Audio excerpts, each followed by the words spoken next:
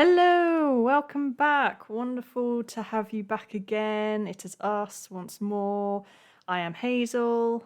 And I am Altair. And this is Elevator Pitch. Baby. Yeah. Having a wonderful time, as you can tell. Exactly. So, if you've been listening, you've hopefully been listening to our themed episodes, our film episodes, but if you haven't caught up on this so far, these are our special one-off episodes where we basically we both never seen The Sopranos, so we decided to just torture ourselves and force our way through several episodes in one evening at a time in preparation for each episode. No, it's a great show, so basically we're watching 3 to 4 episodes at a time for this. We're currently on season 2 now. If you haven't heard the other episodes, please go back and listen to them. We try and analyze each of these episodes, try and remember everyone's names. Oh my God, that is the hardest part. I'm still trying to remember everyone's names. Thankfully, I have Wikipedia open next to me, so that would help. Thanks to the internet. Exactly. And this week we're doing episodes 7 to 9. Yes, of season 2. It's funny that you say that we torture ourselves. And it's not because we don't like the show. It's just that we always happen to watch them on a Friday night. Like after we've done all our chores. Exactly. We've eaten late. We're having our showers, clean the place, and then it's like 10 o'clock at night, and we're like, fuck, we still gotta watch 3 episodes. 3 hours ahead of us. Exactly. So, but it was good. These are good. These were, I mean, there were no bad episodes so far. I doubt there will be any, but these were fascinating episodes. I think particularly the one that we're going to discuss first of all. So any more to at the top to say, or initial thoughts? No, it's just a show that always surprises me. Mm-hmm. I never expect the show to be so, I don't know, so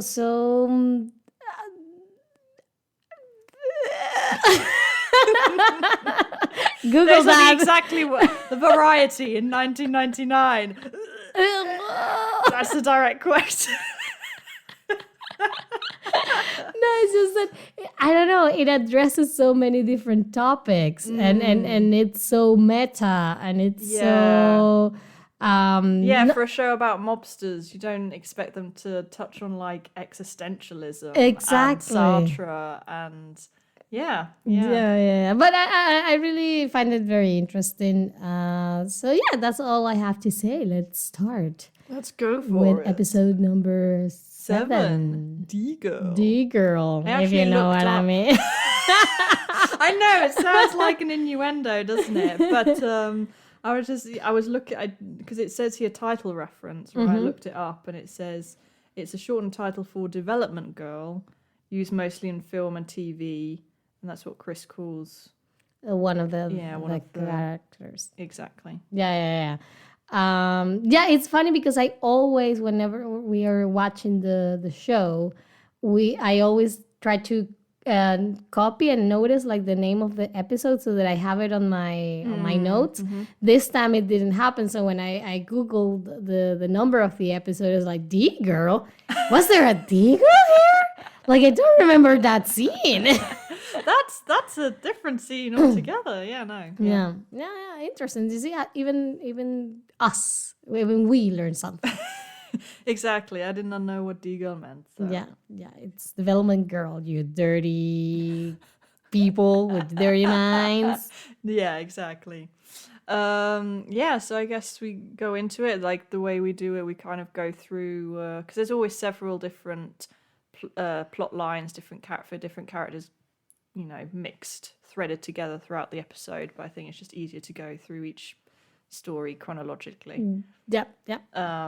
But the main one is that Christopher, he, for a long time, wanted to try and write a screenplay. We saw that in earlier episodes. Adriana gave him like acting lessons as a present, and then eventually it seemed like he just gave up. He couldn't. That was it, wasn't it? It was he.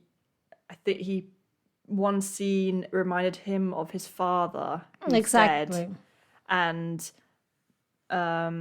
it seemed like he didn't want to. He was too afraid of really feeling, or like really experiencing those emotions, either for himself or his characters. So he ended up throwing away his screenplay. But it turns out Adriana kept one copy of his screenplay. And this is where it gets really meta, is that you have Jon Favreau in this episode, now famous for founding the MCU, basically. Basically. Director of Iron Man, girlfriend of Monica from Friends. Exactly. He's Pete from Friends, the rich, Monica's rich friend, boyfriend. Sorry, boyfriend, yep. And he plays himself in this episode, which I was, surprised. Yeah, I think It was a nice surprise. Yeah, I think it's something that I really liked, or I found interesting, was that the character of Amy, I think the D girl, the development girl, she, like, I think it's the one, if not the very first one, at least one of the first scenes of of this episode, that she says, "Oh yeah, mob stories are really hot right now." Yeah. And I found it like very funny that it's like, it's something that speaks to the show itself, like the show. The Sopranos itself is a mob story, and maybe probably like if Hollywood was really experiencing this high I don't know, hype for mobster stories back then. Maybe in part is also because of The Sopranos. That's what I was sort of wondering while I was watching it, because the main ones I think of obviously are Scorsese and Coppola, but correct. I don't know when did Goodfellas come out? I think Was that that's the 90s? 7. Let's check. Let's get our fact check 1990. 1990. Okay. So that's 10 years. I was sort of wondering. I don't know. I guess that fascination never really went away. I think because you also have, as early as sort of the 30s, I think you had like film noir, and that was about like gangsters and criminals and things. So I get like it really deals with Hollywood's, I think, enduring fascination with mobsters and the mafia in a really meta way. Yeah. Yeah, and I just thought that it was really funny. Like, I really hot right now, and we're in a mobster show and stories. I thought that was really, I'm a sucker for those kind of things, for those meta. Sometimes people can go too meta and too try and be too clever. Exactly, but this one I thought it was funny. Something really that now that you mention it, kind of like popped up in my mind was that in the previous episodes when Christopher takes this acting lessons, it's like acting for writers. And then in this episode, he keeps telling everyone that he doesn't want to be an actor.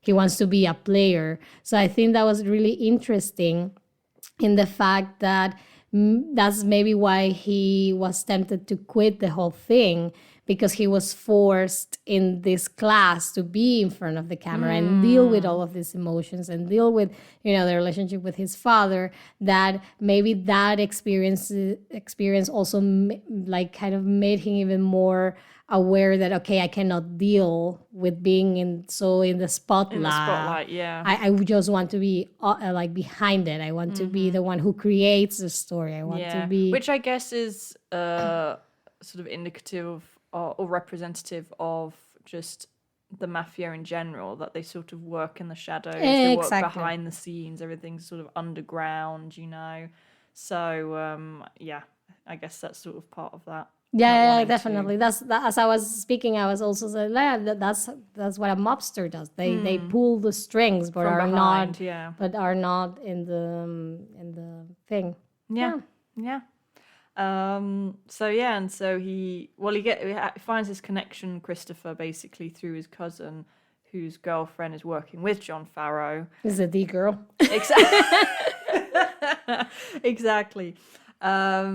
And there's this really interesting, the first scene where they meet in this club and they sit down together, and then this guy behind them keeps bumping into this girl, Amy, and then Christopher walks over to this guy eventually and whispers something in his ear, and then the guy's like, oh fuck, okay guys, let's go. You never know what he actually said, but you can tell Amy's very, I guess, taken with Yeah, Chris, impressed. like impressed, yeah, fascinated, I think. And then later on he goes to New York to actually meet Jon Favreau on set, and he impresses them again, I guess, because they're trying to film this final scene, this final shootout, weirdly, and he gives a suggestion for a word, like for a dialogue change. Yeah, one of the actresses, I think her original line was, "You deserve it, bitch," something like that. Yeah. And then the other actress who was being called a bitch said, is this really the best way we have to end the scene?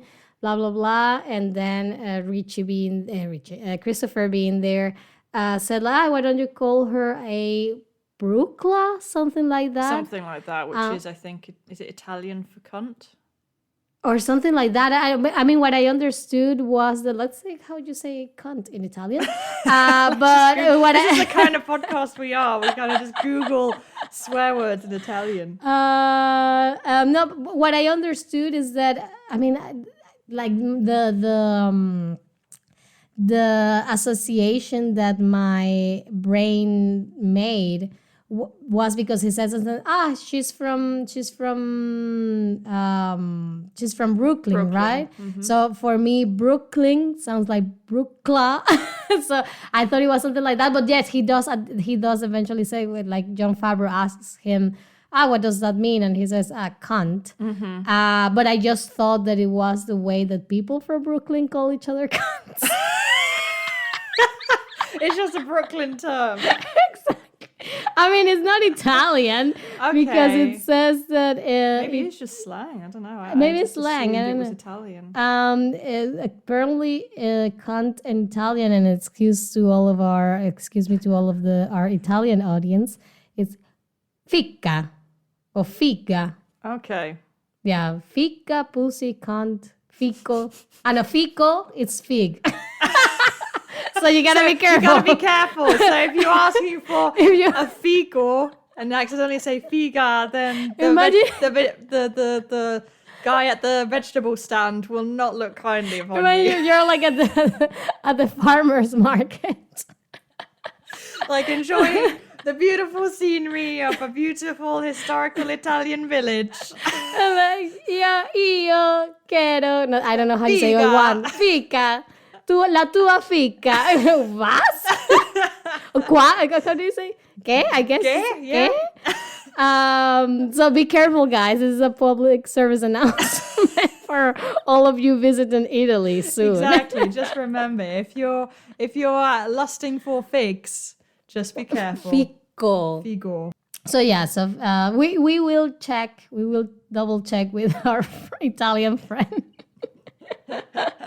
Just to make sure that we're not giving any false bad information, advice, and then we will let you know. Exactly, we will do like a disclaimer, whatever kids call it these days. Okay, let's move on to. Yes, that was our short pit stop into.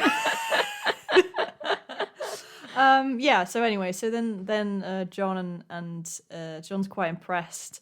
And him and Amy go along with Chris to get like some pizza, I think. Mm-hmm, mm-hmm. And Jon Favreau's like, oh yeah, I really want to get this authentic feel. Like I want to understand how people talk. I want to get the dialogue right. And then also Christopher tells them this story. Yeah, like like they're talking and he suddenly sees someone and says like, oh my god, is that thing still alive?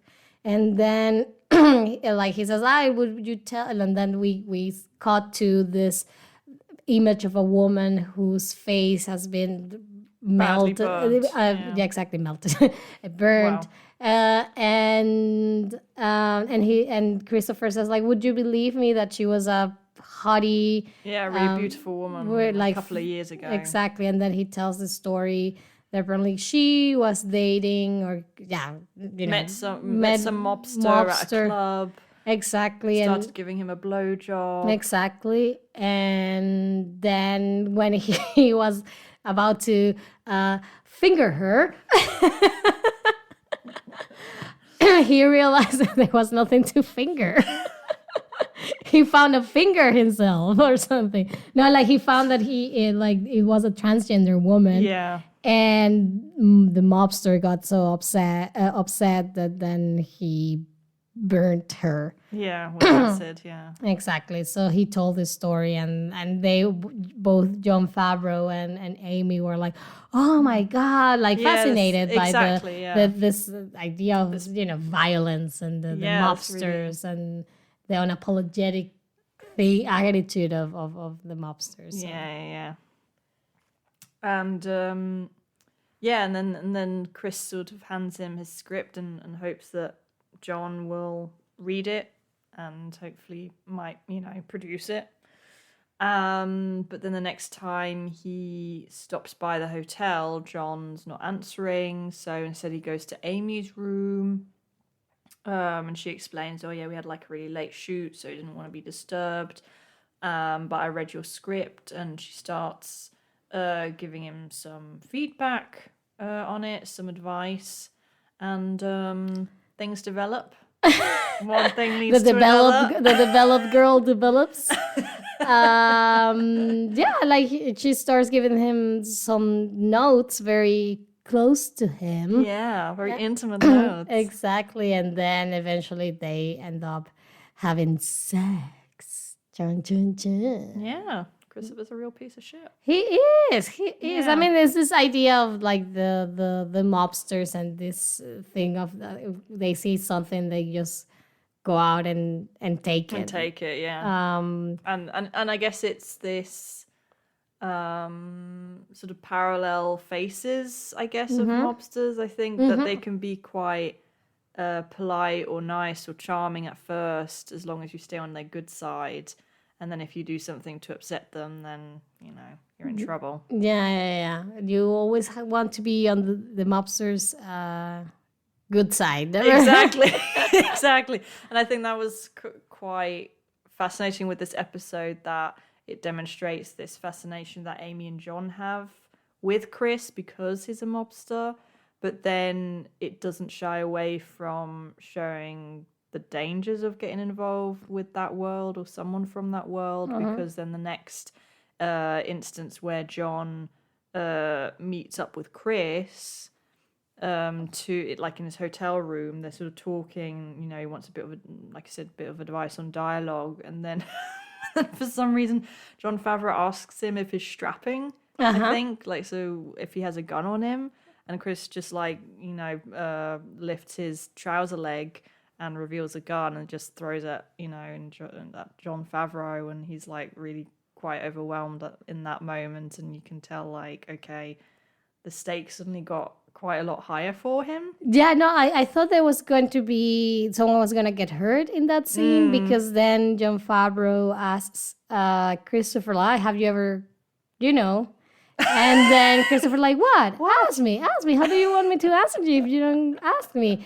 And while this question and this kind of dynamic is going on, Jon Favreau is holding Christopher's gun, and at some point Christopher just goes and they kind of start like not fighting over the gun, but like play fighting. Exactly. At least for Chris, anyway. At least for Chris, exactly. And I thought, someone's definitely gonna get shot, or like at least like a shot is gonna be fired, and there's gonna go off, yeah. And but it didn't. But yeah, you can see that Jon Favreau starts to get very nervous. And then he said, no, it's just that I have an early shoot and I have to take care of my boys. And then you can and then you can see him like wiping the gun off, like he didn't want his prints on the gun. Which I thought it was also Chris. a really nice detail. Yeah, that he like and it, I'm probably I would say that was probably like an improv from.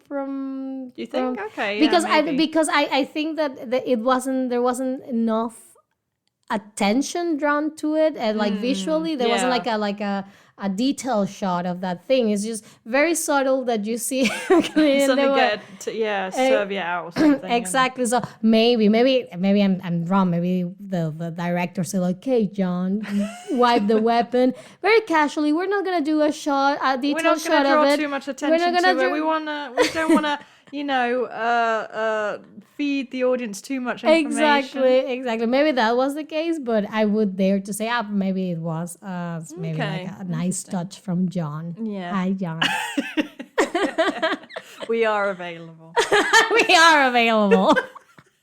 Whatever it is. Very, very unfortunately available.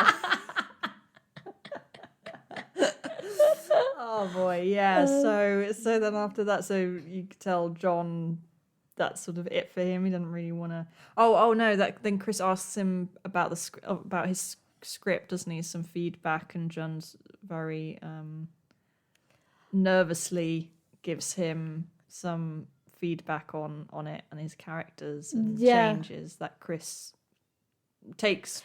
I was very surprised, and I think it shows how interested he is in actually writing something good. Yeah. Because I also thought, okay, he's gonna start giving him notes, and he's gonna feel offended, and he's gonna be, and he isn't. He's like very like, oh yeah, of course, that makes total sense. Definitely, and I thought that was very sweet and he wants to improve. Yeah, and he humble. He doesn't seem to have the expectation of this is gonna be like a masterpiece. Exactly. My first script. He's which is something that I don't think a lot of people in the film industry have. We've met people. We've met people. Who want to believe that their egos make them believe that you can write a script that well on the first go. Exactly, yeah. So I thought that that was very sweet and humble of Christopher. Yeah. So that relationship sort of starts to sour, and then the relationship with Amy starts to sour, because then they sleep together again. But then Amy starts to feel guilty because, her boyfriend is Chris's cousin. And then Chris finds this script that John, I think it was John, wrote. And he discovers that he used this anecdote that he told them about the transgender woman. And he's very upset very quickly, presumably because he's worried that this other mobster's going to find out that he told that story to someone. And Amy doesn't really understand. And I think that's quite interesting that Amy doesn't seem to really understand why he gets so upset so quickly. It's like a misjudgment on her part, exactly what the stakes of his world are. Yeah, and I think like she says something like, no, like in your story, the blowjob happens in a club, and in this, it happens in a police station, something like that. Yeah. So I thought it was really funny how she thinks that just by changing the location, it's enough to cover the sense. Which I guess, I mean, like well, maybe not, because I was gonna say, okay, that I guess that could happen to anyone. I mean, it wouldn't have to happen to us, but it could happen to, that's just because we don't go out much. No, but I think it is something that could happen to anyone. I think to any. Or it seems like a story that you think they might have invented. Like exactly. It's not. I mean, maybe for the 90s it was very specific, though. Maybe because I think nowadays it's slightly more normalized. Like if I heard that story Yeah, today, I would say like, okay, yeah, okay. That happens. That's plausible. That's but in the 90s, maybe it was like very, when where transgender people were not as visible Yeah. as they are now. Maybe back then it would be very specific. But yeah, maybe that's the thing. Yeah. Yeah, but Christopher was mad because At the end of the day, he was mad. he was mad and I guess also scared. Yeah, Because yeah. of okay, what if them? I mean, what happened to the other character who like snitched on all of them and then went to jail, and then when he finally got out, they killed him. Exactly. Yeah. He knows what happens to snitches. So like I'm sure he was also more scared than angry. Yeah. But at this point, John's already left, and he can't get a hold of John anymore. And then it turns out he's already flown back to LA. And then he confronts Amy about this, and they have a fight. And she says, "Look, we need this. We need to end this here." And for a moment, he gets quite sweet. Yeah, because because like, "Oh, I really liked you." yeah, because I thought that was really when in the second time that they have sex, like I think it's the second time or right after the first one, he starts asking her questions about like, so where did you grow up or something like that. So I thought like, he's taking interest in this woman who obviously nothing more is gonna happen because he has a girlfriend. And she has a boyfriend. She has a boyfriend, and she doesn't even live in New Jersey. Yeah. But he actually took the time to kind of like ask her questions, which I know is a very low bar, but man. Like just us showing interest. Exactly. So when then he says like, I really liked you, it's like a little bit because it's like, he actually was interested in this woman. And I think it's quite also it's like a testament of how things change in Hollywood, because she tells her, okay, we're not interested anymore. Yeah, Hollywood's not interested in mobster films at the moment. So I'm gonna have to pass. So if you have anything else, exactly. So which I think it's probably the reality of the industry. Like once they think they've moved on from a trend. Exactly. It's like, okay, there's You're no out. way. Yeah, they drop you. So yeah, poor Christopher. But then he calls her a fucking D-girl, so. Nah, that is true. And he cheated on Adriana, so. Yeah, that asshole. Poor Adriana. You deserve better, Adriana. Yeah, so that's Chris's story. Well, no, actually, it's not quite the end of it, is it? Because then he goes back home to Jersey and he meets up with Tony and Carmela and Adriana for dinner. And they're talking, are they talking about AJ's confirmation ceremony, I think? I think they're talking about food. They're talking about food. They're definitely talking, and he gets upset like, is that the only thing that we can talk about? Food, blah, blah, blah. And then he throws his wine. He pours it in a bowl and walks out. And Adriana is like really upset, and she says like, I supported him so much with his script, and then cut to Tony. What?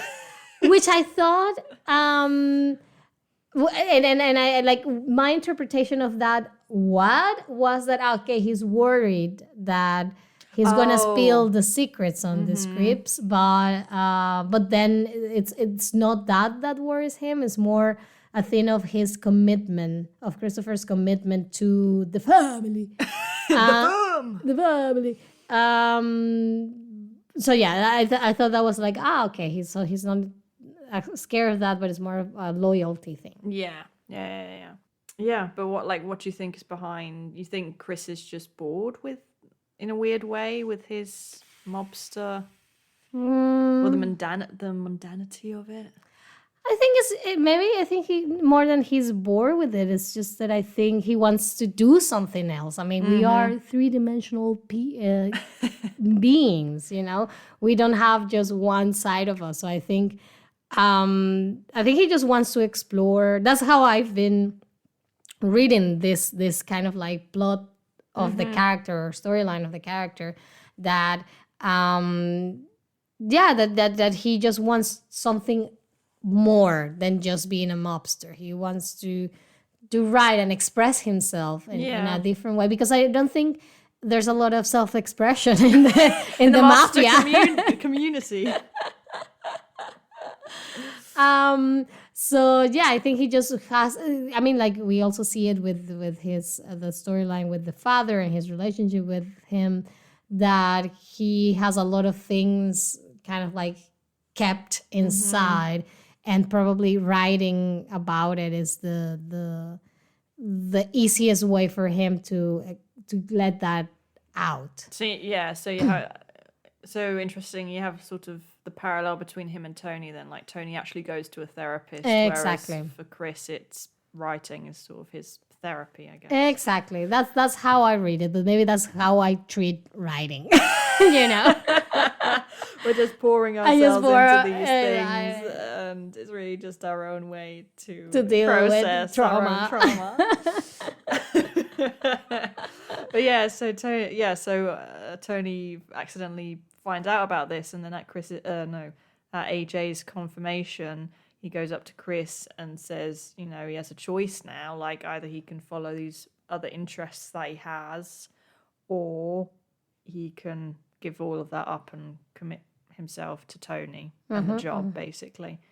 And you have this moment where Chris goes out to smoke a cigarette and thinks about his life choices, and then he goes back inside, indicating that he's gonna stay with Tony. Yeah, I guess it's also, in a way, the mafia gives him stability.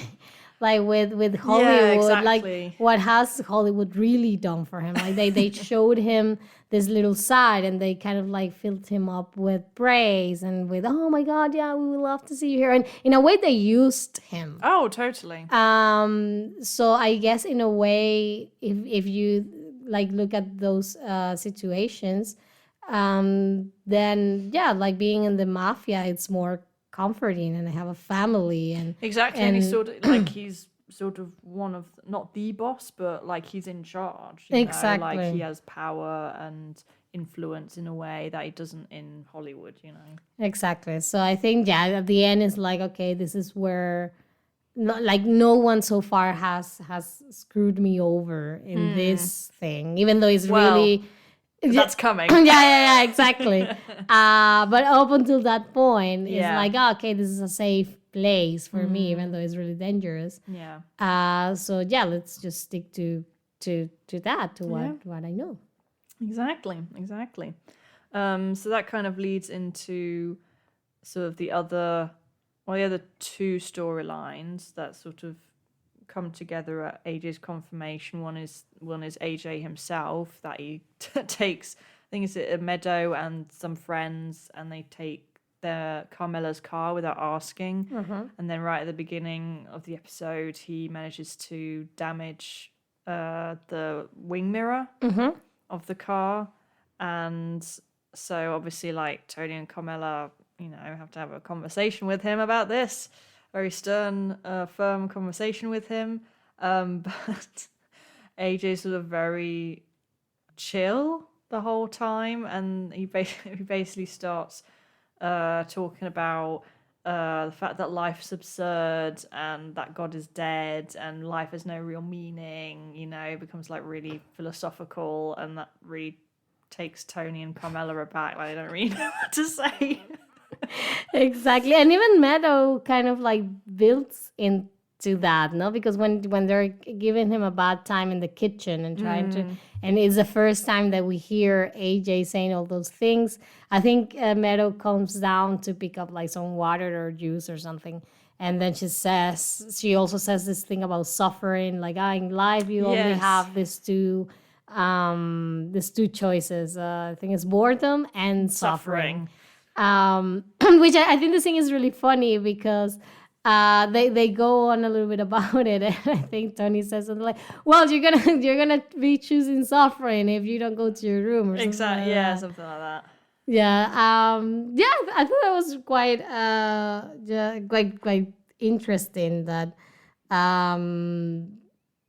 they kind of like the writers wanted to put this existentialism, These existential questions through the eyes of, I guess, a 14-year-old, exactly, 14-year-old, and the incapability of parents and people in general to deal with those questions, because that's the thing. Like Carmela and Tony feel, of course, a little bit offended about the whole like God is dead thing, and what is the meaning or the point of anything if we all die. Yeah. But it's also like they don't know how to deal.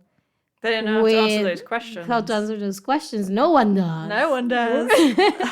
Also, I would just like to say, what do American kids get taught in school? I never got taught about Sartre and Nietzsche. Yeah, I don't know. Like, wow, what school are you going to? Yeah, I mean, maybe I guess because what I've heard of people comments about like American education is that they do have like a big emphasis in like literature. Yeah, like that's like apparently like their big thing, their big focus. So maybe they do try to teach kids like something like a lot of good literature. Yeah. But all of our American friends can comment on our Instagram, or to let us know if it is true that you learn about existentialism. Exactly. Maybe it's just like a poetic license from the writers. Like, oh, we need existentialism,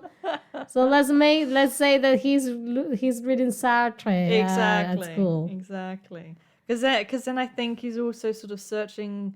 Well, him and Tony in a way are like both searching for answers from different people, because then they get Pussy involved. Tony asks Pussy because Pussy's AJ's godfather, and Pussy just says, well, they get kind of moody at this age and stuff. But then he also, I think, it's him that takes AJ to like this baseball practice, I think. Yeah, exactly. And tries to talk to him about it, and then Tony talks to Dr. Melfi about it, and then AJ also asks his grandmother, who's not the best person to answer about these kind of things, who says that you can't expect happiness, you'll die alone, you can't expect anyone to be there for you. It's all a big nothing, that kind of thing. So he's not super helpful. And then at the same time, you have Pussy, who's grappling with his own moral dilemma, I guess, because the FBI wants him to wear a wire to the confirmation, and but then because then Tony catches AJ smoking weed with some friends in the garage, and then Pussy goes up to talk to him and tells him that, like, your dad's a really good guy, like he was there for me when my sister was ill and when she died, and AJ doesn't really seem to. It was like quite sad that AJ was like, well, he was probably good. He did all those things before he was my father, and now he's not a great guy anymore. And then we see Pussy afterwards, like in the bathroom, sobbing because he's like, wow, I'm having to rat out my best friend. Yeah, this really nice guy who, I thought that was also quite nice. That scene, that moment in which we just see him sobbing, because I guess he could not rat him out, but then he would go to jail. Yeah. So he feels like he's in a, how is that saying, between a rock and a hard place. Yeah. So it must be really difficult for people in that situation to deal with all those questions, and like you said, like this moral dilemma of what should I do? Who should I protect, my friend or myself? Yeah. Ching, ching. Yeah, I mean, because they also sort of juxtapose him and Chris at the end. You know, you have this montage where you have Pussy in the bathroom and Chris outside, and it's is it indicative that because the final shot is Chris going back into the house, so it leaves you wondering what's Pussy gonna do. Yeah. You don't really know what his final decision is. Yeah, exactly. You see these two men in a way pondering over who are they eventually loyal, like at the end of the day, loyal to. Yeah. But yeah, I guess. I mean, I guess maybe. I mean, I guess that the real question was whether Christopher was gonna give up his dream and stay with Tony.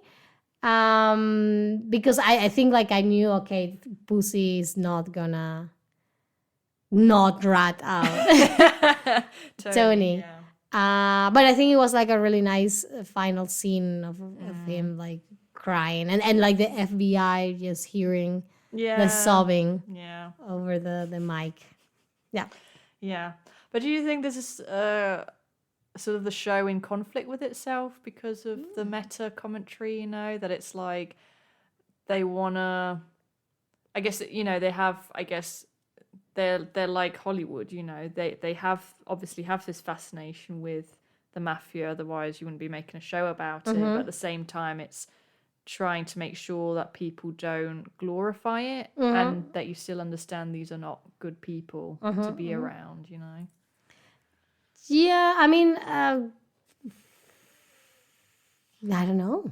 I don't know what to tell you. I don't know what to tell you. Yeah, no, I think it's. I mean, it's just. I mean, I think that when you write a show, at least for this kind of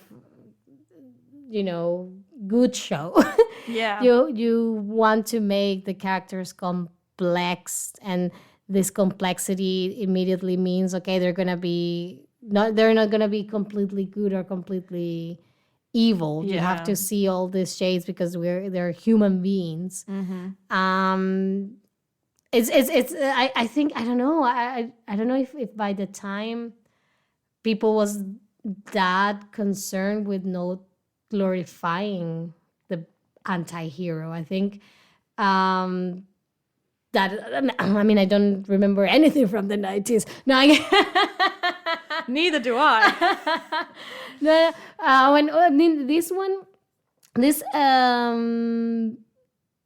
This season aired in 2000, so I guess it's like the new millennium. Yes. Already. But yeah, I think that by that time the anti-hero figure was maybe not new, but was living like this revival in a way that I don't know if not glorifying them was a concern. I think if anything, quite the opposite. I think this idea of not glorifying the anti-hero, it's relatively new, or at least I've become aware of it relatively recent. I don't think I became fully aware of that until I think season 5 of BoJack Horseman. Yeah. When they actually watch BoJack Horseman, it can teach you a lot. Exactly, where they discuss this whole thing of we're glorifying these anti-heroes and these assholes because they're deep and they're hurt and blah blah blah, and they're complex, but are we not just making excuses for bad men to do bad things? Exactly. So I think here at the 2000s we're still in that era of okay, what is appealing right now is this idea that you're sympathizing with the bad guy. Yeah. I think that, like, again, I was a kid in the 90s, so the media that I consumed was very, well, not all, but I was gonna say you watched some disturbing shit when you were young. But like I guess my idea of storytelling back then, even though I saw all these messed up shows, was still, there's a good person and there's a bad person. Yeah. And I think that's how a lot of people understood storytelling and the stories on screen. Yeah. And I think with the Sopranos and all this anti-hero movement, people started to, oh no, you can be both, and it's so cool that this asshole is the protagonist of the show. So I think, I don't know if that was like a concern. Yeah, maybe, Back or in the maybe day. I'm looking at it from a more modern lens. Maybe you're right. Yeah, but who knows? Well, David Chase, you are invited to the podcast. If you want to discuss, Very welcome to come and discuss The Sopranos with us. What you were exactly. thinking. So exactly, contact us on Instagram, and we would love to have you here in Berlin. We have new We chairs. have chairs. Yeah, we have more chairs now, so people can actually join us now. Exactly, we can have a guest. So David, please. Come join us. Cool. So so then we'll move on to episode 8, Full Leather Jacket. Yeah, I really also when I was googling the episode today, I thought, that's a cool clever. title. Yeah, That's I get clever. it. I get it. Because it's full metal jacket, you know. And he has a leather jacket. Yeah, but he has a I leather, get so it. it's not a metal; it's a leather I get jacket. It. I get it. Yeah. So this one starts a bit more domestic, with they're sort of talking about Meadow's college choices, and while they're talking, Meadow reveals that she'd love to go to Berkeley, but her parents don't want her to go to Berkeley. I think, is it because it's too far away? I think it's because of that. Yes. Okay, and they really want, or particularly Carmela wants her to go to Georgetown, I think, isn't it? And so she sort of rumbles her neighbour who's out in the garden, and asks her if she could ask her sister to write Meadow a recommendation letter, because the neighbour's sister is an alumni from Georgetown, and the neighbour's aware of Who Carmela who they is. are, what they do, or what her husband does anyway. And so then she goes to her sister, who's a lawyer, and says, I let myself get talked into this, and I don't know what to do, and can you write this letter? And the sister refuses, and she says, are you going to be a doormat your entire life? And so initially the neighbor calls Carmela again, to say, sorry, my sister can't do it. Oh, she's already written one letter. And Carmela's like, well, why can she not write another letter? And and you also have, it goes to show just how, I guess, dangerous Carmela can be when it comes to her children in particular, because she also, Meadow gets a letter at some point from Berkeley, I think it is, to say, something's not right with her application and she needs to resubmit. And initially, Carmela just throws it in the bin, but then she gets it out later on. So she obviously has a change of heart, or maybe she just. Do you think she just thinks, oh well, she'll get into Georgetown, so I don't need to worry about it? I the way I interpreted it was as she had a change of heart. That's how I saw it. But yeah, maybe. I don't know, because then does she recover the letter before or after she goes to the to visit the sister? I don't remember. I think it's after she's gone to the neighbor. Yeah, exactly. Because then I think it's when she's on the phone with the neighbor who says, no, sorry, my sister's not going to write this letter, that Meadow finds the letter and tries to interrupt Carmela during the phone call. So maybe I mean, now that we established that timeline, my brain tells me okay, maybe she retrieved. That's the right conjugation. She retrieved the letter out of a change of heart, and now that Meadow going to Berkeley is a possibility again, is what propels her to go actually, all the way okay. to seeing the sister, like the lawyer. the lawyer, because it's like, okay, now I don't have the security thing that she won't go to Berkeley, so I have to make sure that she has at least the chance to go to Georgetown. Okay, yeah, that's interesting. But I think this, out of the 3 episodes, I think this one is the one that I enjoyed the most. Okay. Because it showed me a new side to Carmela. I guess maybe not new, but so forward. I don't think before we had seen her being acting like a mobster, basically. Yeah. I mean, the fact that at the beginning she was like, she was talking to Tony and saying like, hey, like having good grades and that's not enough. that's anymore. not enough anymore. It's who to... you know. Like, who do we know? Exactly. Yeah, that's right. They're in bed together, and she sort of tries to squeeze out of him like, who do we know? Like, we need some contacts. Exactly. So that's basically like when I was watching the scene, I was like, okay, you're being a mobster yourself now, and the way she kind of like hunts for the neighbor, and then how like then eventually she goes all the way to whatever this lawyer is and brings like a ricotta pie. And like the transcripts and the things from that are grades, exactly. And then like the lawyer at the beginning is like very firm and saying like, hey, no, I'm done writing all the letters. I'm not gonna write that letter. And then she was like, you're gonna write the letter because I want you to write that letter. I was like, oh shit, okay, something's rubbing up on you.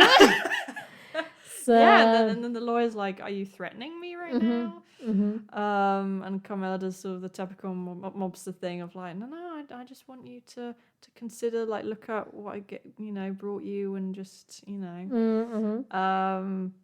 it seems like this is the question I had. Like, it seems like the lawyer does change her mind. Yes. Because then later on, towards the end, I think, is the neighbor comes round again to say, oh yeah, to bring back the bowl that the pie was in, and to say, oh yeah, my sister looked at her grades and she was like really impressed, and she's gonna write that letter, but she doesn't actually show Carmela. Like, Carmela says, can I have a copy of that? Yeah. And the neighbor says, yeah, sure, I'll ask my sister to send one. Yeah. And the neighbors are like clearly nervous because she repeats herself. She's like, oh, did I mention that she was really impressed with the grades? With the grades, yeah. So I have that question of like, did she actually write? Yeah, because when she brought like the change of attitude in the neighbor was so radical in a way, because at the when Carmela asks her to talk to her sister, she's kind of scared and trying to avoid her, and now this time she's like really, hi, it was so delicious, Lola, so happy, that my first instinct was like, oh, okay, I could also just eat the ricotta pie and say, oh yeah, I wrote the letter without having written it.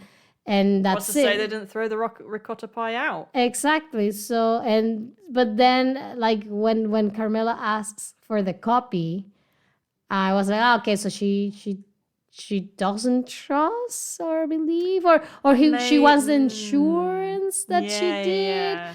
I don't know. Like, if it was me in that position of the lawyer, and I don't want to write this letter of recommendation, I don't think there is a way for Carmela to know for sure whether I wrote it or not. That's the thing, because even so, she could just write a letter. Exactly, that's what I was give it to Carmela and said, yes, I already sent it to Georgetown. Exactly, there's no way that she can know. Although maybe she'd worry that Carmela would send that letter. You are such a mastermind. I hadn't thought of that. I was like, yeah, okay, I can write just a letter and say that it's the copy. But what is she going to do? But yeah, she could send the letter. Exactly. So yeah, there's no resolution to that. Yeah. But maybe that'll come up later on. Yeah. Like if I was the lawyer, I wouldn't have sent it. I would have eaten my ricotta pie. I would have enjoyed that. I would have enjoyed that. And fuck you. Fuck you, bitch. Yeah, you're not gonna tell me what to do. Yeah. Because then there's this moment just after the neighbours come and gone where Meadow storms downstairs and shouts at her mum because the cleaner's been in her room again, even though she said, I don't want her in my room. I'm going to be going to college soon. I can look after myself, And then there's just this moment where Carmela's expression or mindset changes, I guess, where I guess she lets Meadow have that argument, and she says, yes, you're right, you can look after yourself, even though she knows full well that she's sort of pulling the strings without Meadow knowing, in a way. Yeah. Which was sort of sinister. Yeah, definitely. It's really. I mean, I think like it's the most interesting, or at least one of. I think the one with the priest is a really interesting episode that shows us Carmela. I think this one is either tie at number 1 or number 1. It's just I just find it fascinating because in no way I agree with her point of view. Carmela's point of view. But I just found it so interesting what the choices that she made. And in that scene, I don't know how I it was very confusing for me how I should feel. Should I, because Meadow, I think she's one of the most annoying teenagers in the history of television. So I find her very annoying and very like a brat, She's bratty, yeah, like, oh, you know what, I'm gonna lay in my stuff. Oh my god, who's gonna write the movie about your life? Jesus, who's gonna play you in the movie? Exactly. But at the same time, I don't get the satisfaction from Carmela's point of view, because sometimes you can relate to the other character and say like, yeah, you bitch, you don't know what she's doing. You owe her everything to her. But and I don't identify either with Meadow or with Carmela. So like literally, like my heart, like my heart, I guess, like the thing in my brain that tells me how to feel was like John Travolta's meme, like what, who am I supposed to relate to? But not in a bad way, not in a badly written storyline kind of way, but in a Jesus, this is very complex, very conflicting situation. Exactly. Yeah, because like you say, Meadow's not a super sympathetic character most of the time. At the same time, I also feel for her in a sense that like any teenager thing, but particularly coming from this household, knowing what she now knows about her parents, I understand why she would want to get so far away from them. Probably what part of her motivation for wanting to go to Berkeley, and the fact that her mother just so sticks her fingers into some, because it's like one of the biggest life decisions that you make at some point, which college you go to, that really matters. And the fact that Meta doesn't seem to really have that much of a choice about it at the end of the day. No, now that I hear you talking about it, I get the metaphor and the symbolism, of her messing up with her life, and she, like, in a way, Carmela kind of invading and trespassing her limits. Crossing the boundaries. Exactly. So she's crossing the boundary of not respecting the fact that she doesn't want the cleaning lady inside her room. And it is the metaphor, people. The symbolism of she doing the same thing with her life. With her life. Or life decisions, Yeah. But still, don't. I think she should stop complaining so much about having Come the on, cleaning lady cleaning your room. I know, right? That not even just like you have to tidy up your room like 95% of teenagers, but you have a cleaner who can come into your room and clean your room. Oh, how hard. Woohoo! Woohoo! Watch me play the world's smallest violin for you, Meadow.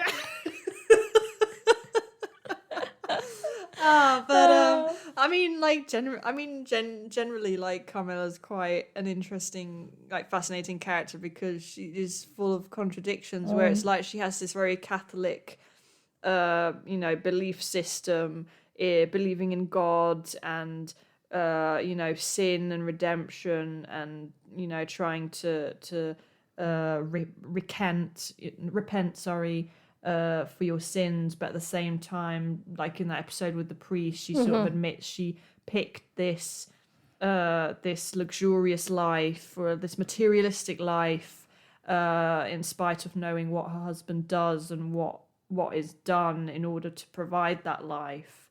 But then she also obviously has this sort of slightly mobster side to her as well. So Yeah, I think that she's religious hypocrisy. Yeah, exactly. That's what I was gonna say. I don't think that she's far away at all from the religious people that I know. The religious people that I know are also, especially religious people that I know, are they want to be to always be intruding your life, and they always I want to kind of like tell you what to do and How to live your life and how to live your life. So yeah, she's a textbook Christian.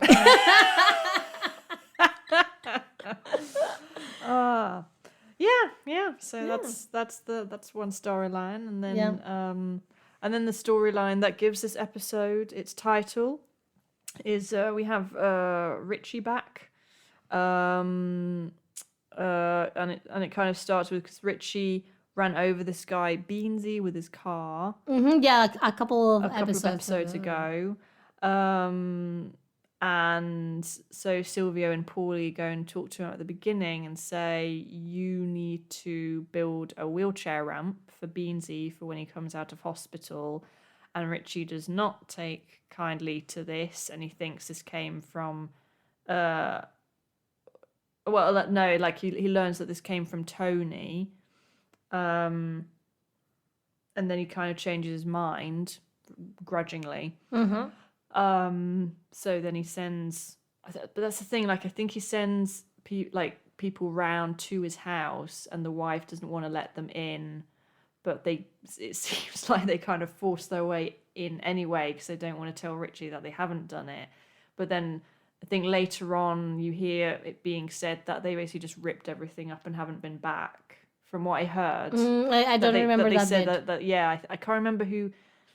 Yeah, someone's talking to Richie and saying, yeah, it was Silvio and Paulie, like when they're sat outside, and then Tony comes along and they say, yeah, these guys, like they kind of ripped everything up and left and haven't been back since. And then Tony comes along. So, Yeah. not a great guy. But then Richie in the meantime is kind of gives Tony this leather jacket as sort of, I guess, a peace offering. And I think it belonged to this mobster before him, so it has quite a lot of meaning. And he gives it to Tony, who seems very reluctant to take it. Although I think, doesn't Richie say that Tony always liked the jacket when he was younger? I think something like that. Yeah, I think so. He's just very obsessed almost in a way to see him.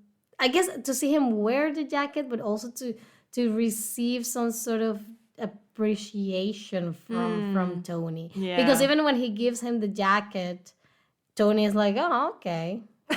Exactly. He's Weird. like, okay, thanks.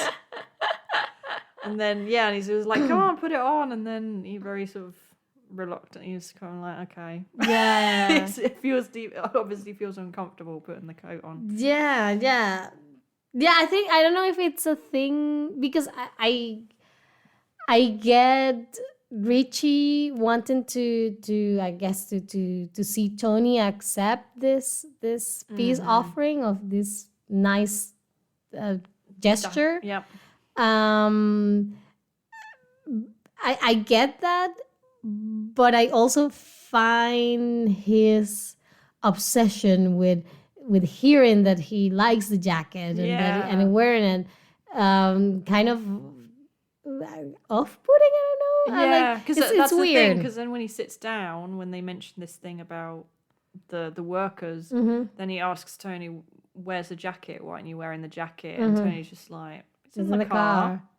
Yeah, exactly. So I think it's kind of that's something that your grandma tells you. You know, when they give you a sweater that like, you don't really like. Yeah, but you feel like, oh, okay, now I have to wear it every time I go and visit her. Exactly. So it feels like that, and I also think it's like very, I don't know. I don't know if childish is the right word, but Tony, just wear the jacket once. You know, you're gonna meet Richie. Just wear the jacket for that meeting. That's it. That's all you have to do. That's all we have to do. But I don't know if it's a thing like a macho thing that how can men don't give each other gifts. We're men. We give each other punches. Exactly.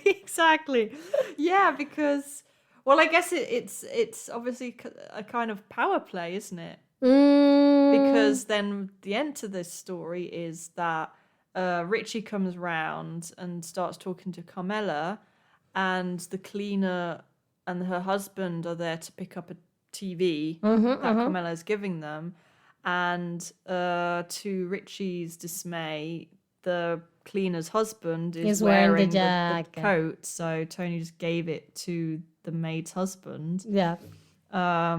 So it goes to show that there's no honor among thieves. That Tony probably doesn't really respect Richie, and B, that he feels confident enough to do something that could be that offensive, say, because he knows I'm the one in power. You know, I can get away with this, even if Richie finds out about this, or, you know. Yeah. I can do that because I'm at the top of the food chain. Yeah. I think the whole thing with him not respecting Richie.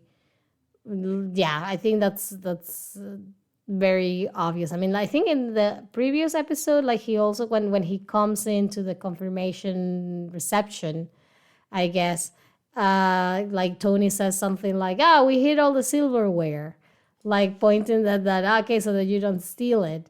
So yeah, he definitely doesn't respect him, and yeah, I guess it's very disappointing that he made the effort of, I'm offering you this kind of like peace thing. Exactly, sort of a symbol trying to reconcile with you. And you just go and throw it away.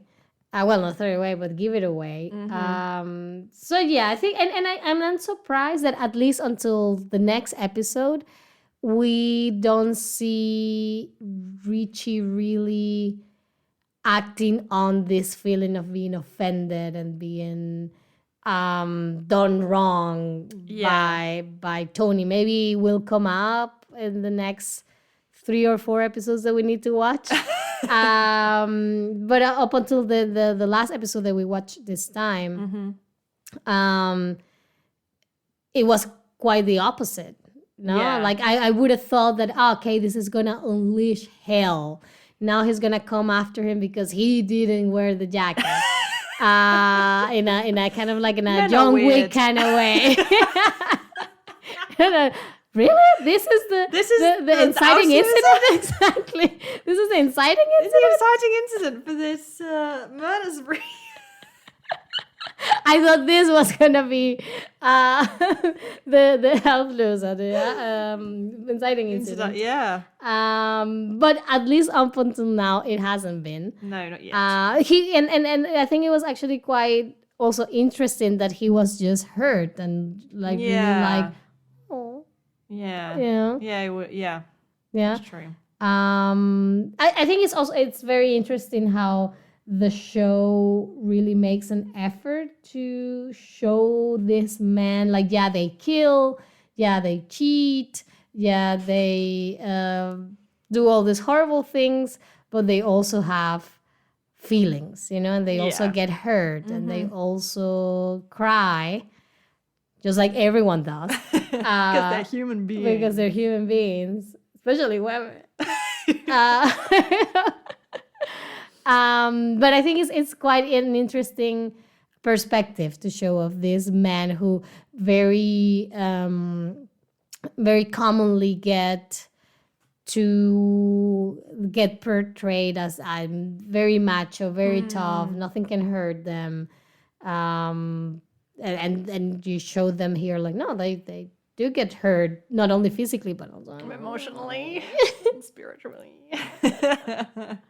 So you think it was actually in a way an attempt by Richie to be friends with Tony? I think so. Yeah, I like, up until this point, it hasn't given me any kind of vibe of, this is a part of a master plan. The jacket had anthrax. That's why I was really upset. Exactly. Yeah, up until this point, I think that, yeah, it was actually like a nice gesture that he wanted to have with Tony. Okay. Maybe to get more involved in the businesses. I don't know. Maybe. To get closer to him. Well, we'll find out. We'll Yeah. find out what happens next.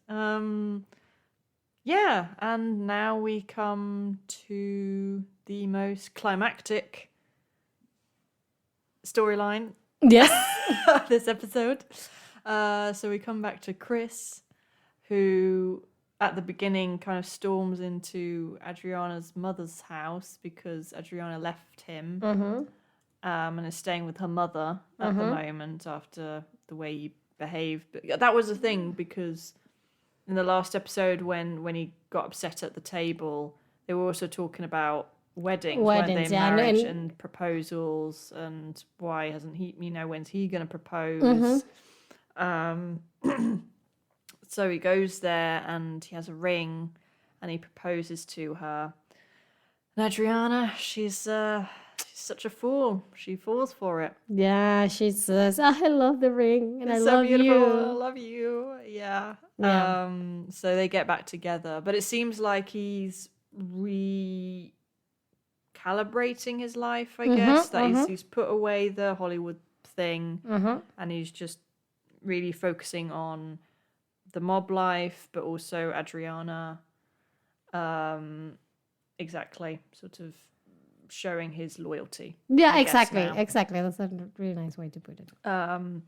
And so then there's also these other two guys that Chris has worked with on several occasions, Matt and Sean, who are not the smartest guys, let's be honest. Nope, they're not. You could already sense that they were going to do something really idiotic. But you see them sort of, they break into a couple of places with Chris and break open some safes and steal some money.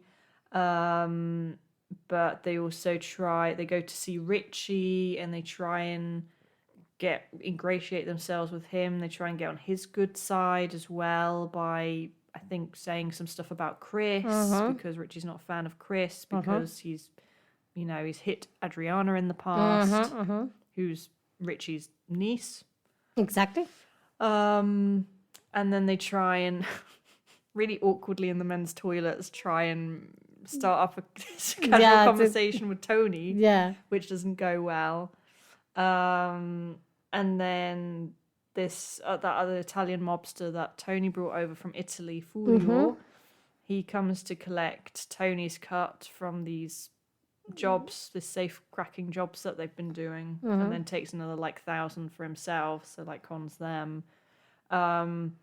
And then I think Chris doesn't show up when they're supposed to meet, so eventually they kind of feel really humiliated and we're not going anywhere with this and we need to do something drastic. So in order, they think that they'll get on Richie's good side by taking out Chris, which they try and do in a climactic shootout.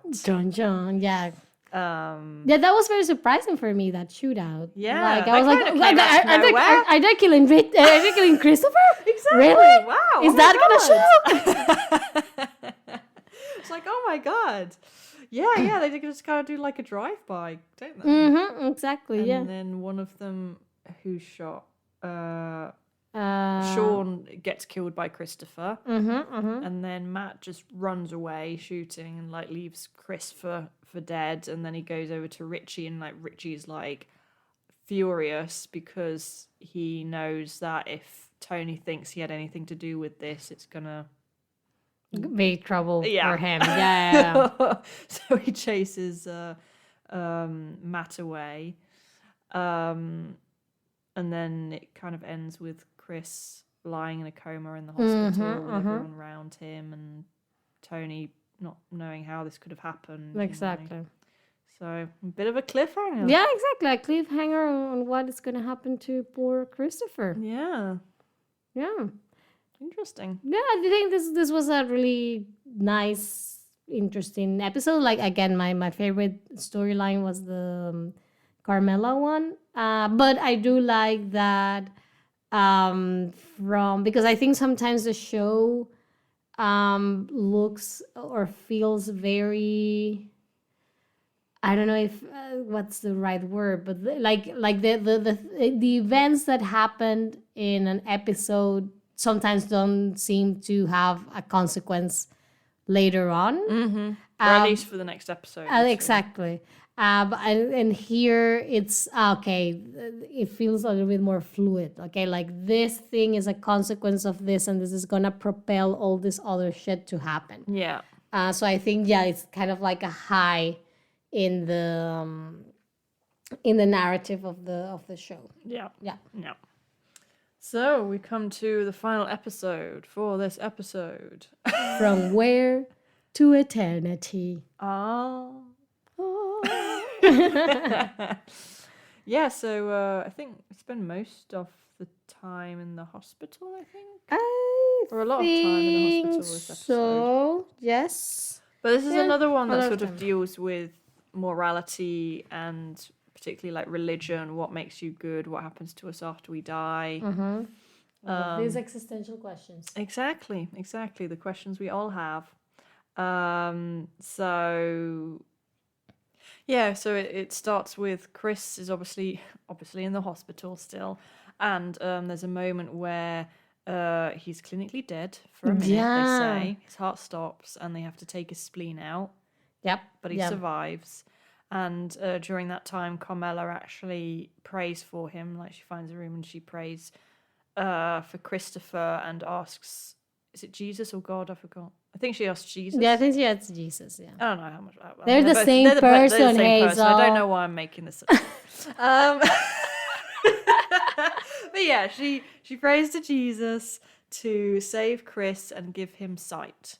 That he's been blind, to give him sight. And so when Chris wakes up, the first people he wants to see are Tony and Paulie, because he has something to tell them, which is that he believes that he went to hell and that he saw his father there, who he said, I think, keeps getting killed every night. Yeah, exactly. He dies every night the same way he died. Well, when he was alive. He was alive.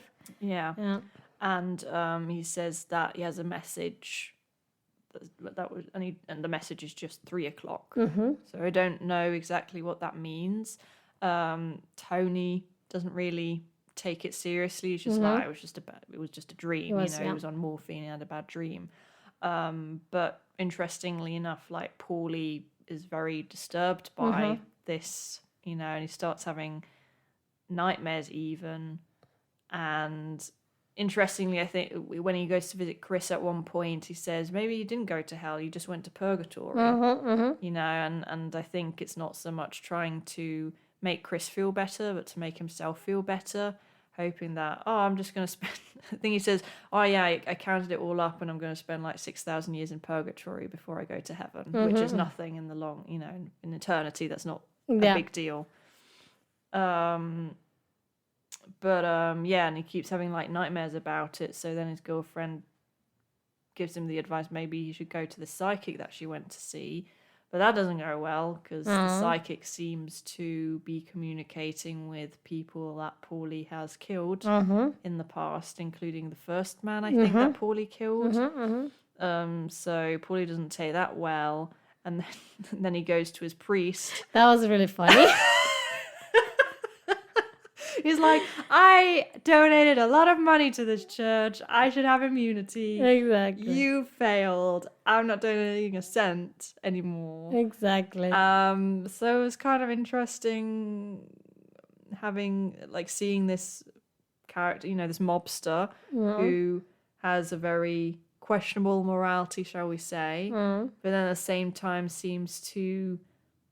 Well, Tony as well, I think, in his session with Melfi, but we'll get to it, that they seem to justify themselves in a way, or seem to make exceptions for themselves, and seem to also think that just like people can be bought, I guess God can be bought. Yeah, I guess. You pay enough and you'll still get into heaven. Yeah, I guess it's also, and we'll see it later on when we talk about Tony and his session with Dr. Malfi, but I think they kind of think that the wrong that they do is not as bad as other wrongs. Yeah. So that should be like, oh, okay, it's not that bad, so it's fine. Yeah, I think this whole storyline I find very interesting. I really liked when you talked about the editing. I really like the fact that they made you they go into this cold blue, I think it's how it's called, when someone crashes. Right, yes. And you go to see they're trying to resuscitate Christopher, and they take him into surgery. And but I think it was very clever because they're trying to resuscitate him, and we see Adriana saying, "Oh my God, no!" And then we cut to Tony asleep, and he gets a phone call.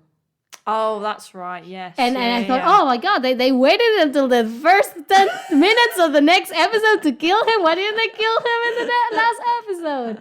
And then you discover... And then him and Carmela just share a look. A look, exactly. And you're like, fuck, he died. And then it's like, oh no, it's like he... It's a spleen. It's a spleen, okay. Drama queen, much. So I thought that was really interesting and in a technical level. But I also thought, again, very interesting from Carmela then when she goes and prays to Jesus. She says, we chose this life. I know that we chose this life. So it shows you that it shows you that how aware she is of her involvement in this whole thing. I mean, we like you mentioned earlier, we had already seen something like that from the episode with the priest. Yeah. But I think that in that episode, the way I interpreted was as, okay, I have to put up with this situation, with this thing that my husband is doing, because I have to provide for my family. Yeah, she sort of frames herself a bit more as a victim. Exactly, but here she actively says, we chose this life. Yes. So I think it's quite interesting that she said that, and that she, again, the whole, I guess Christian thing of, okay, I can do bad things. And I guess that's also the perspective of the mobsters. I'm allowed to do bad things because then I can pray on it and it will be fine. Forgiven. I can just repent. Exactly. So I think that was quite interesting to see. Yeah, I guess it's the way in which religion doesn't seem to stop people from doing bad things, but in a way it kind of this repent and you shall be forgiven is sort of a get out of jail free card for people who think, oh well, I can keep doing bad things as long as I keep repenting and I'll still go to heaven. So it still doesn't really change people's morality at the end of the day. Yeah. So that was quite And then we see it with Paul, like, okay, I thought money would buy me a ticket to heaven. Exactly. And it's like, No, no. that's not how God works. Exactly. God didn't invent money. Exactly. So yeah, I thought that was quite interesting. Yeah. Although it was also quite interesting seeing Paulie with his girlfriend. So you also see again. It's always quite interesting. You always sort of feel a bit conflicted when you see them sort of more in their personal lives, and then they seem quite. He seems very gentle with her and her kids as well. Like she has kids, and then he's like waking. He has a nightmare and screams and wakes them up by accident, and then he's like, "Come on, kids, like let's go to bed." Like he seems very. He looks after them. Yeah. But at the same time, he's trying to justify all these bad, terrible things that he did. Really. Yeah. So, overall, quite an interesting episode on morality and judgment as well, I guess. Because then we come to Tony's session with Melfi, and she, for the first time, seems to judge him about his decisions and how can he justify what he does. And he says we're just soldiers, and soldiers don't go to hell.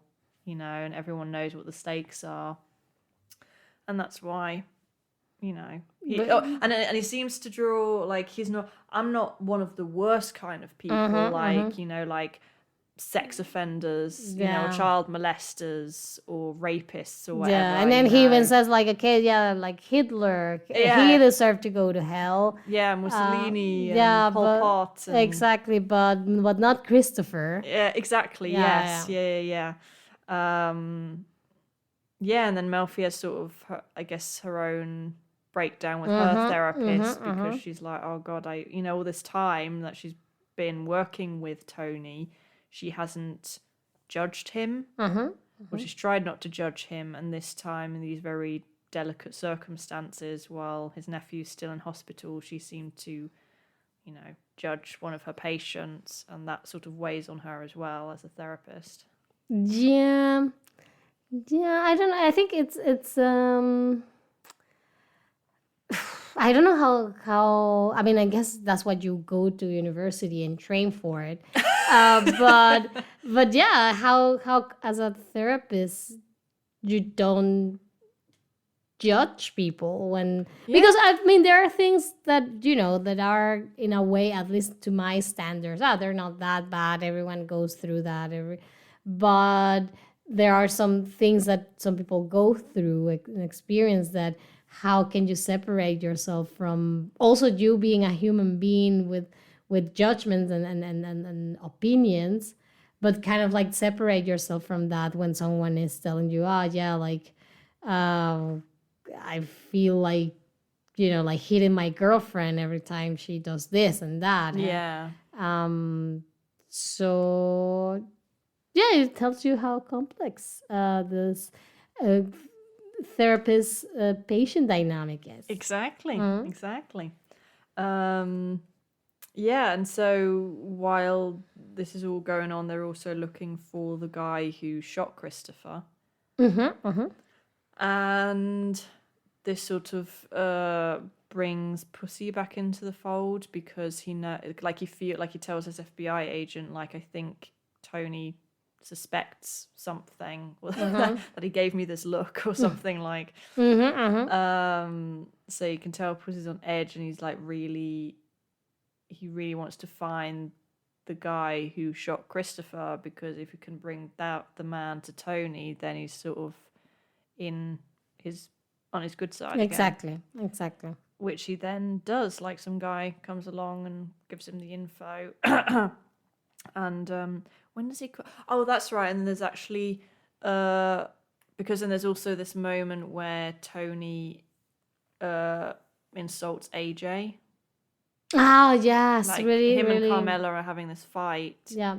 And and AJ drops, I think, a plate or something, and makes a big mess. And Tony's like, this is my heir. Like, this is what I have to deal with. Exactly, because they're talking about, like, I think we would get to that eventually, but Carmela asks Yeah, they told gossip. me. Like she hears this gossip, I think, about this other mobster and this Brazilian mistress. I think he has, and that the mistress gave birth to a baby, and she Exactly. gets really worried that maybe that will happen too Yeah, with Tony. it was also. I mean, we can discuss that when we get to that point. But yeah, I think there when he insults AJ, it has something to do with the vasectomy that Yeah, she asks Tony to get. yeah. So obviously, poor AJ. Yeah, because it's really Nice little very, face. very, very. Yeah, like I felt for him. Yeah. Yeah, life has no meaning, AJ. When your parents don't even You're right, respect you. exactly. But it was then there's later on there's this very moving scene where Tony comes into AJ's bedroom with like a pizza, and he actually genuinely apologizes to AJ and says, "I'm really sorry. I shouldn't have said that stuff to you. I didn't mean it, and I was, in a bad mood and whatever. And like you're a great son to have." Which I think he probably wouldn't have been able to do without therapy. I think he seemed to actually show some real reflection. Yeah, definitely. Yeah. And that's and Carmela she witnesses this, like she's behind him and without Tony knowing. Which then leads her to a different decision at the end, but we'll get to that. Exactly. Change her mind. But yeah, and then she says like, "Oh, Pussy's on the phone, and he's found the guy who shot Chris." And so they like take him to like an abandoned warehouse or something, don't they? And they question him, and he's like already really beaten up. And it's like really tense, because what's gonna happen. Yeah, and even like I think they did a really good job because they create this Sort of ambiguity. Exactly on what they're gonna do with him. Because they always like, don't you think that you would be dead if we wanted, or if you would be dead already if we wanted you dead? Exactly. Yeah. And they sit him down, they talk, they take the information out of him. They're like, was anyone else involved? Was Richie involved? And it's like, no, he wasn't. Yeah. And then do you want a soda? Have a soda. Are you enjoying the soda? Well, you better, because it's the last thing that you'll ever have. And they go ballistics, literally. Yeah. Into like the guy in the shot. Yeah. Yeah, they shoot the shit out of him. Yeah. But and you can tell there's also this look between Pussy and Tony, where it's like they almost kind of bonded over this. Yeah, definitely. Yeah. And Pussy feels like, okay, I'm back in his good graces now. I don't have to worry too much anymore. Yeah. But yeah, and then like we mentioned, the last storyline is this vasectomy storyline.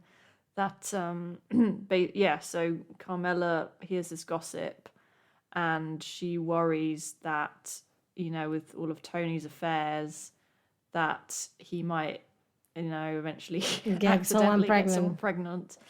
And so she again in bed in the evening, she's like, I want you to get a vasectomy. Yeah, which I think is really funny because when she asks for the vasectomy is right after they come back from the hospital to see Richie for the first time. I think he hasn't been to surgery for his spleen, but they already knew he was at the hospital. You mean Christopher? Who do I say? Richie? Sorry, I not Christopher. I meant Christopher. This scene happens right after they come from seeing Christopher at the hospital when he's right. Yeah, exactly. Yeah. So and the way that the dialogue is written is like, I'm really concerned about what could happen to us, and and I thought, of course she's scared that. If they've come after Christopher, then they might come after her or the kids or Tony. But then she just mentions the thing with the bastard child, and then Tony very right is like, "This is what's on your mind right now." Takes a complete left turn. Exactly. So I thought it was really funny how, and like really tells you a lot about her, and because probably she already knew what to expect in the violence side of things, but probably that's something that you don't really think about. Like, oh, of course, my husband has all of these women. Yeah. There's a good chance that one of them is gonna get knocked up.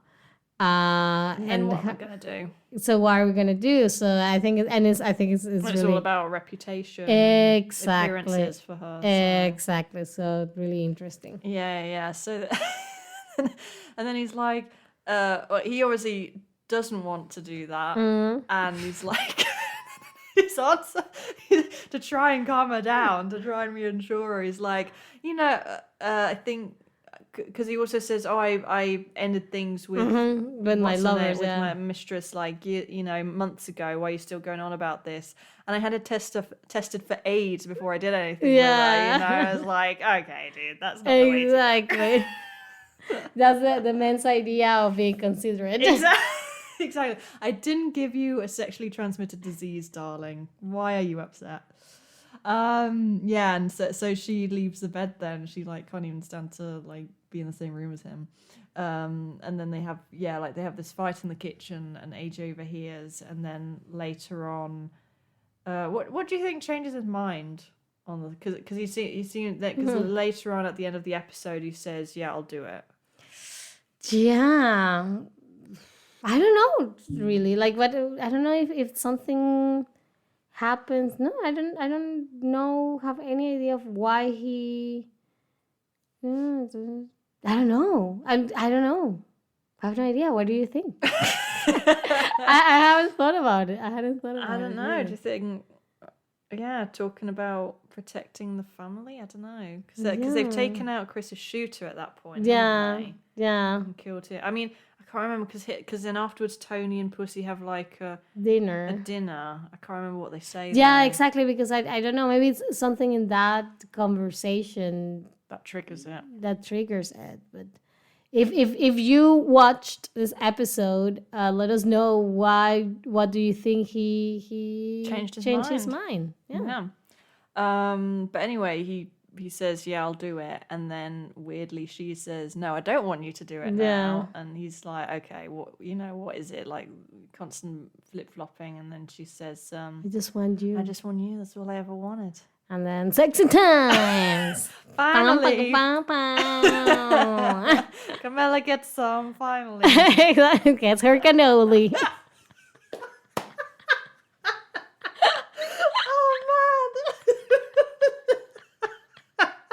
She finally gets some cannoli. Oh man. Yeah. Oh god. Oh, but that was so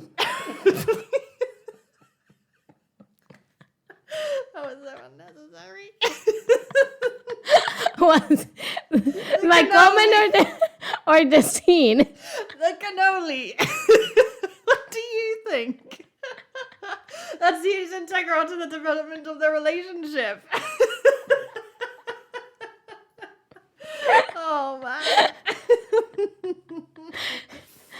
Oh boy. I mean, everyone was thinking it. I just said it. Cannoli. Oh. I wish I had my cannoli. Wish we were getting some cannoli. Exactly. Oh okay. God. Okay, going back to the seriousness. Back to the scene. No, yeah. So then they make love. Yeah.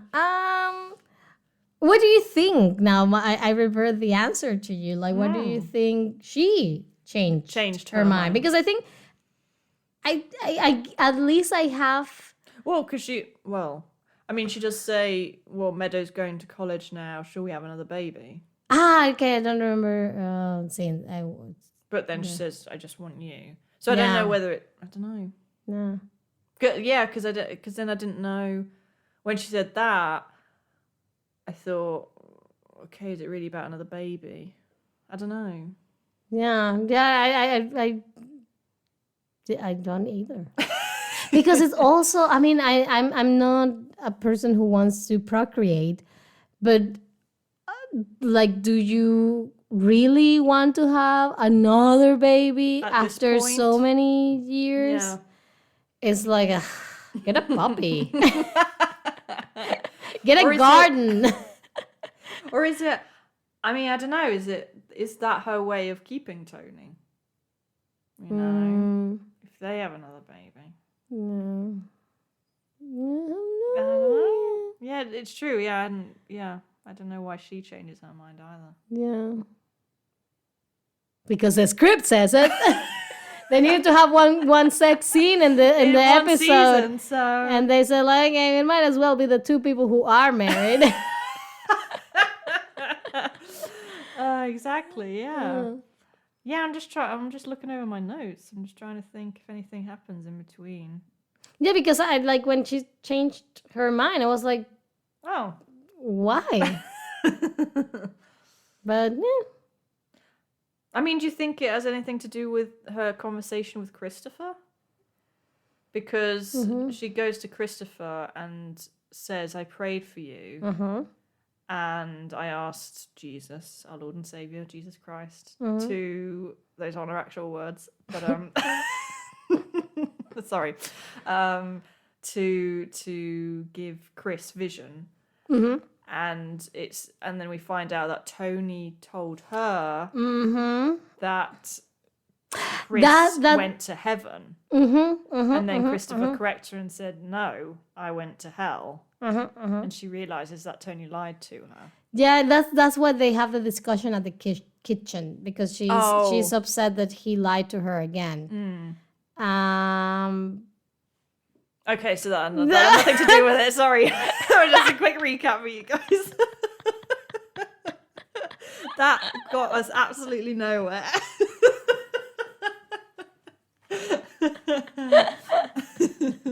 So yeah, let us know what you think was the reason why they both changed their minds. Exactly. Yeah. Maybe it's just as simple as well, they wanted to meet their partner's needs. Maybe. I have no idea. I don't know. Well, yeah, I don't know. Because I would say I would have said if that all happened before Christopher got shot, I would say okay. You know, a life and death situation like that can change your perspective on things, but it happens after he gets shot, so I don't know. Yeah. Mm. No. But let us know your theories. We have no answers for you today. Exactly. But let us know your theories. Maybe it would be a good theory. Yeah.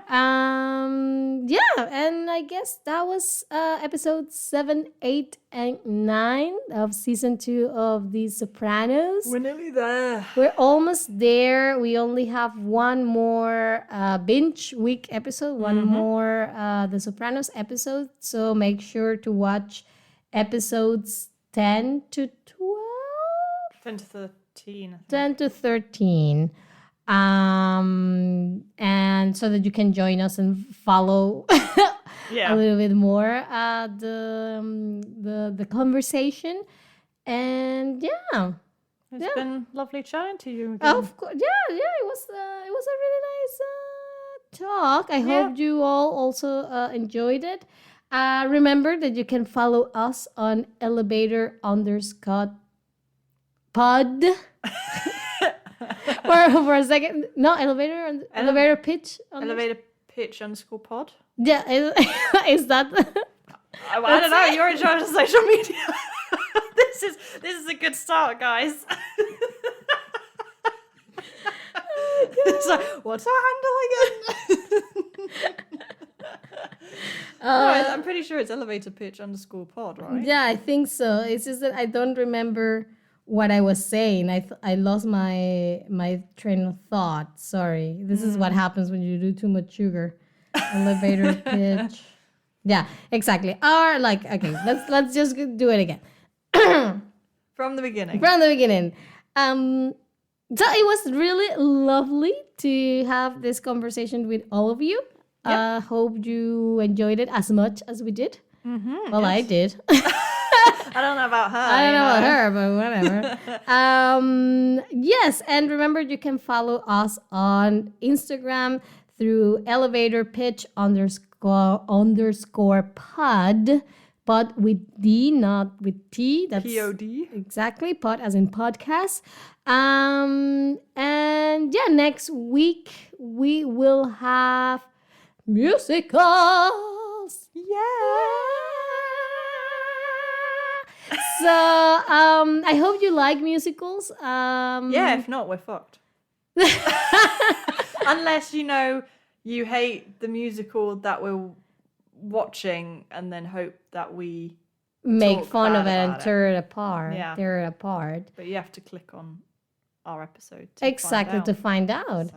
But I think we're gonna have fun. I think we're gonna have a lot of fun talking about the movie that I picked because it's interesting thing. Okay. Yeah, I'm curious now. Yeah, I think it didn't do very well. Okay. But I really enjoyed it. Okay. But mostly because of the music, not because of the plot. Okay. Or more, like the execution of the plot. Okay. Yeah, well, I'm interested to see what you guys think of my choice. Yeah. Because I really enjoyed it, and I know most people love the music. Okay. But I know a lot of people. I think it's one of those films that sort of gotten a bit of hate that people aren't. Not everyone's a big fan of. So I'll be interested to see what you guys think. Yeah, and I'm interested in seeing what Andres' pick. Yeah, that's true. Yeah. A really masculine musical. Yeah. like a Broadway version of Fast and Furious. Exactly. The musical rendition of Fast and Furious. Exactly. So if you are as interested in finding out what are our films for the next 3 episodes, make sure to stay tuned. Please also rate the podcast. Hopefully with a good rate. Hopefully. Yeah. Not 1 star. Not 1 star. That would be nice. 3 to 5. 3 even above. Yeah. Because we're starting. Exactly. So be nice to us. Be nice. We're just trying to entertain you. Exactly. We just want to entertain you. Okay. That's just a warm up for next week's episode. Exactly. Okay. Thank you so much, Hazel. Thank you very much, Altair. And see you all or hear you all next time. Bye.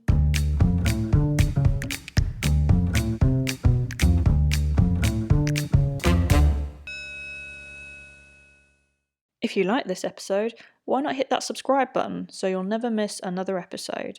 And if that's still not enough, you can follow us on Instagram at elevatorpitch_pod to stay up to date with all the latest news.